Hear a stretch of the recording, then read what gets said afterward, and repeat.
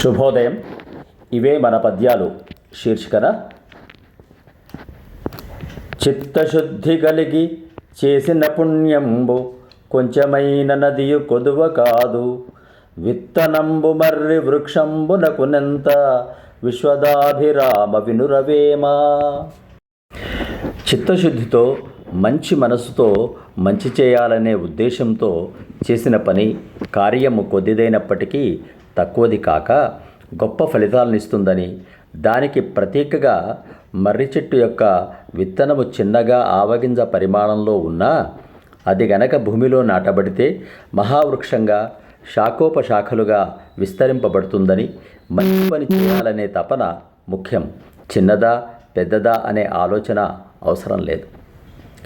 మన చిన్నారులకు ఈ పద్యం నేర్పి మనం చేసే మంచి పని మనస్ఫూర్తిగా చేసినట్లయితే అది గొప్ప ఫలితాలను ఇస్తుందని వివరించవచ్చు.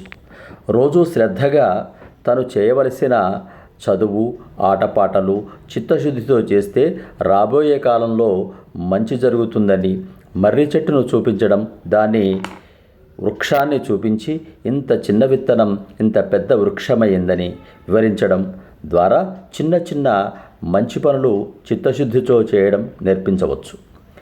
పిల్లలకు పద్యాలు నేర్పుదాం, మన మాతృభాష తెలుగును రక్షించుకుందాం, భావితరంలో సత్ప్రవర్తన నెలకొల్పుదాం, తెలుగు భాష వర్ధిల్లాలి.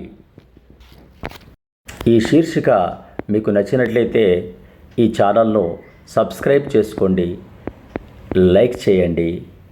మరో పద్యంతో రేపు శుభోదయంలో